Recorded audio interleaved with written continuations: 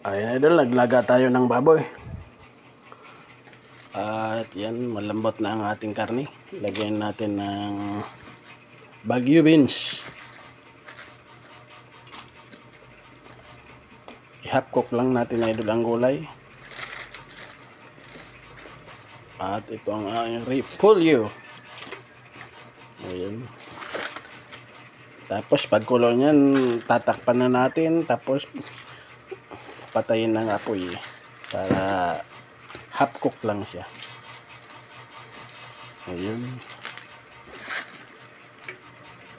Baguio pichay at pichay Tagalog. Ayan ang ating idol.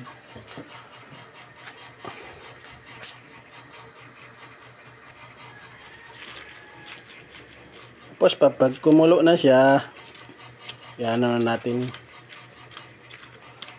patayin ng apoy para half cook lang siya.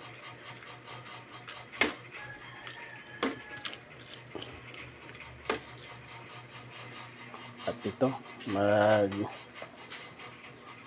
adobo tayo ng yan, balon-balonan at saka atay. Yan na idol. Lagyan na natin ng olive oil. Magigisa tayo ng loya saka bawang sibuyas. Yan ang loya.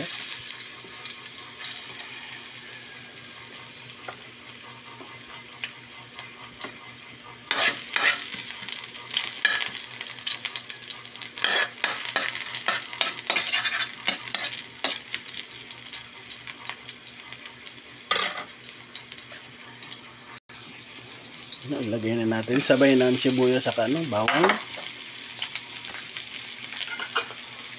Yan, lagyan natin ng chives, yung nilaga. Ano idol, nilagyan natin laurel saka buong pamyanta.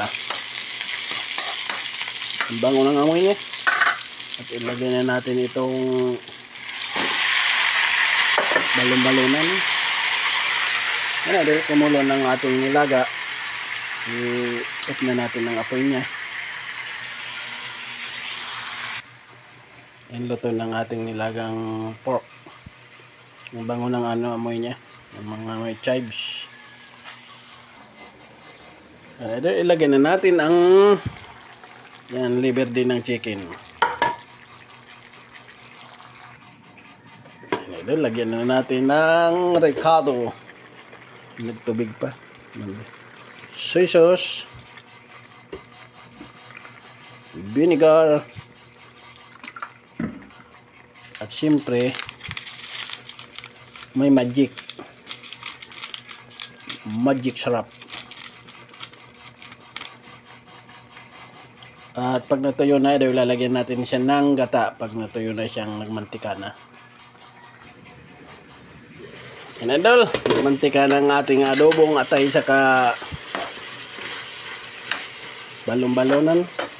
Ayan, lagyan natin yan ng gata para maiba naman.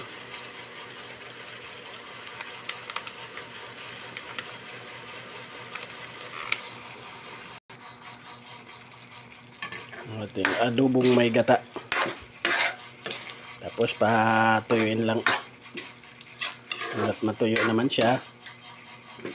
Ang bango ng amoy niya idol. Sarap ang lasa dito.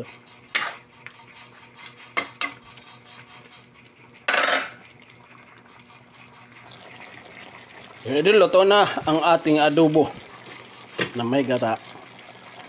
Yan, kainan na naman. At itong ating nilagang may maraming gulay.